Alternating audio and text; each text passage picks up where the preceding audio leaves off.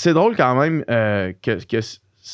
c'est drôle quand même que ça ait fonctionné comme ça. Puis je pense que une des affaires qui nous a permis de le faire, puis ça, c'est, là maintenant, on est chanceux, on a Nicole qui est là, qui s'occupe de tout ça, tu sais, mais quand ça a commencé, c'était moi qui allais là, changer les caméras tout le temps. Puis, tu sais, man, je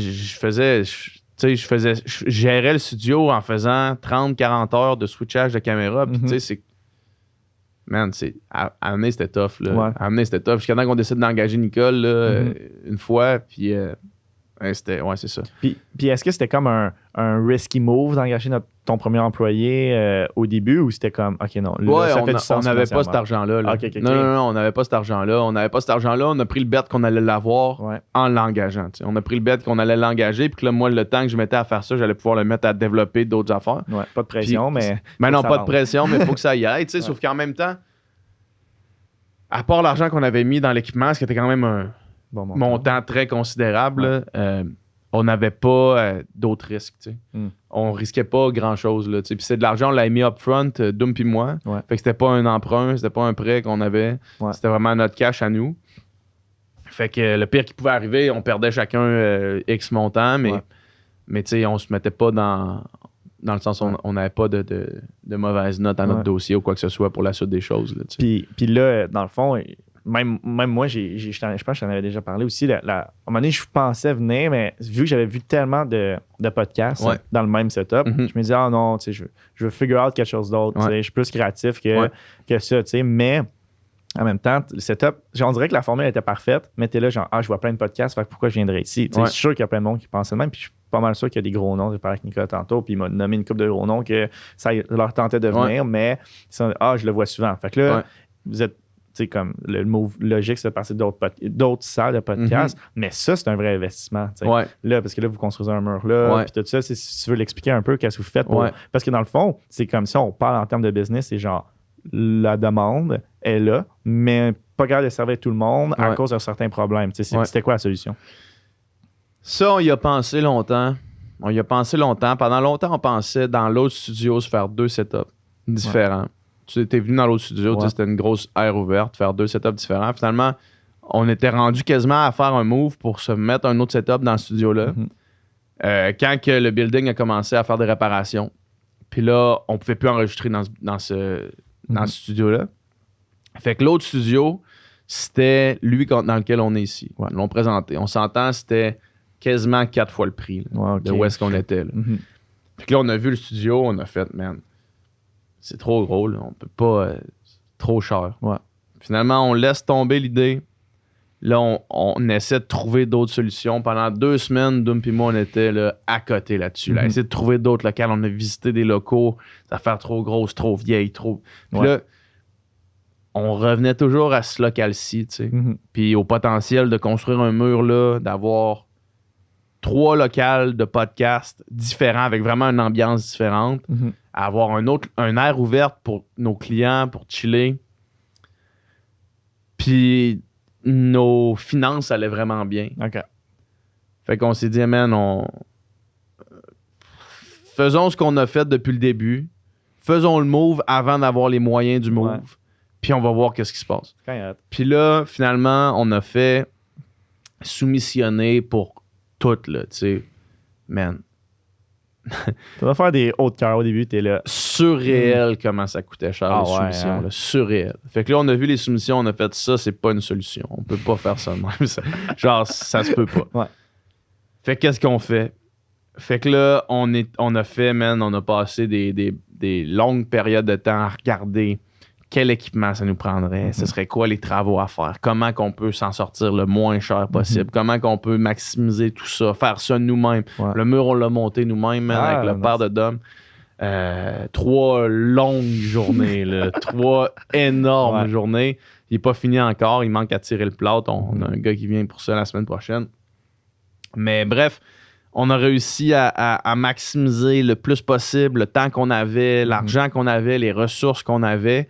Puis là, on a aussi avec des collaborations, tu sais, comme là, les meubles, il y en a quelques-uns qui sont arrivés, mais encore vraiment pas tous. On travaille avec Mobilia.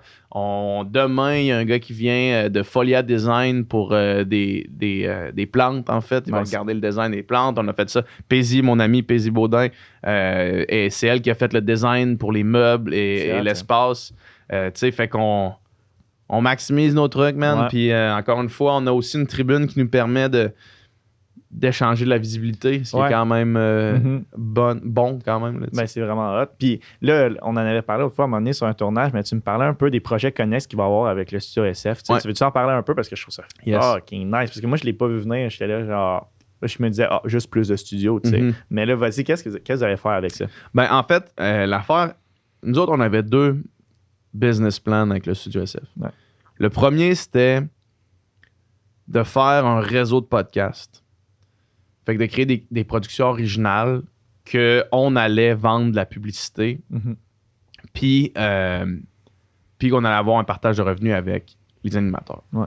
L'autre partie de ça, l'autre partie du business plan, c'était la location. Où est-ce que là, du monde vient ici, paye pour la location, puis on leur envoie le stock. On a rapidement, au début, quand on a lancé ça, on avait à peine les ressources pour engager Nicole. Fait que toute la recherche de sponsors, c'était nous qui la faisions. Fait qu'au début, on avait 3 productions originales. On en avait 4, excuse-moi. On avait le Sans Filtre, on avait Jay du Temps de Discute, on avait le Temps d'un Jujube avec Adamo, puis on avait Elle Parle avec Léa Clermont-Dion. Okay. Jay, ça allait bien quand même. On était capable d'avoir des pubs dessus, mais éventuellement, Jay a décidé qu'il ne voulait pas faire de pub, puis c'est bien correct, puis il voulait aussi se partir son propre studio chez eux pour être tout le temps dans ses affaires. Fait que lui, il est parti. Léa Clermont-Dion a décidé d'arrêter parce que là, elle a eu un 2e enfant, puis là, elle n'avait plus le temps de le faire. Okay.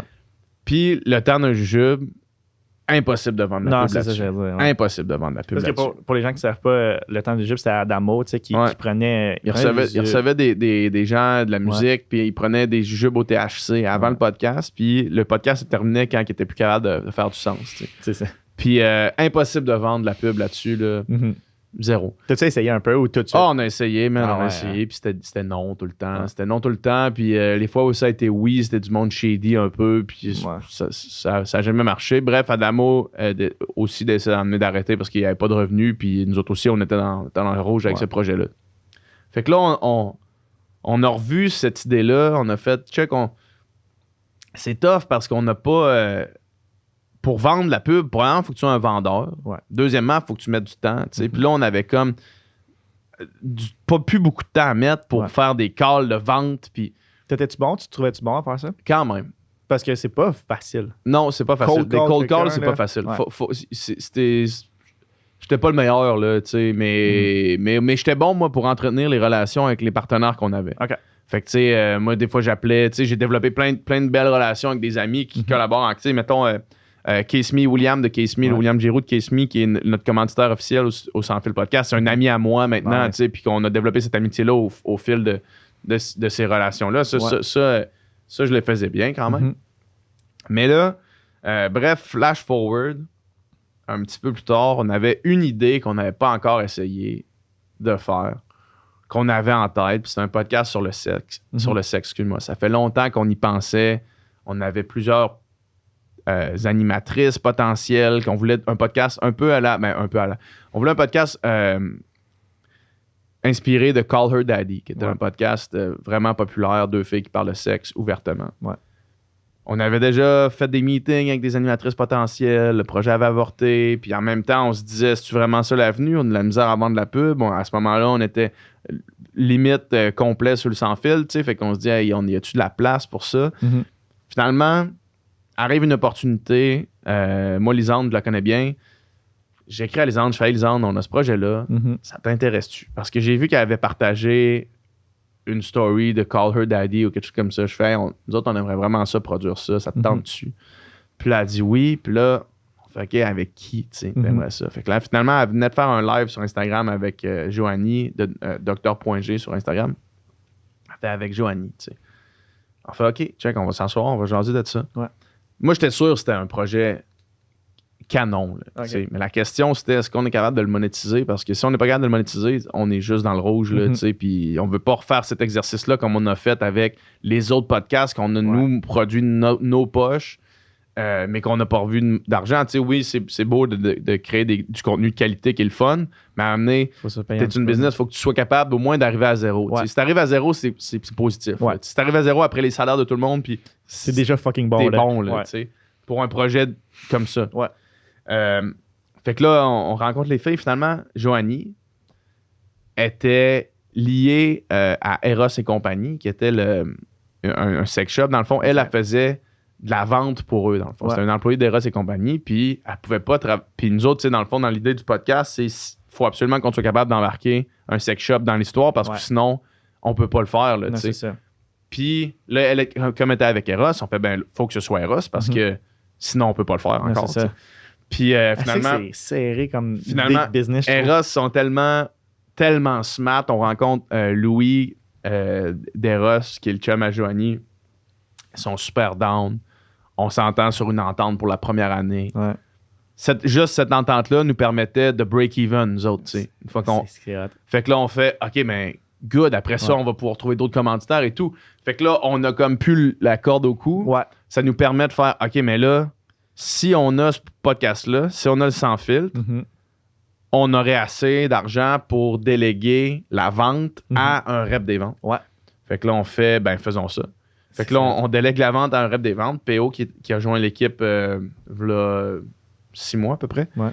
Puis qui fait un job incroyable pour la vente de publicité. Fait que là, on a commencé à faire, OK, si on a lui qui fait ça, puis qu'on a de l'intérêt, reprenons l'idée initiale de faire plus de production originale, puis mettons de l'avant plusieurs productions.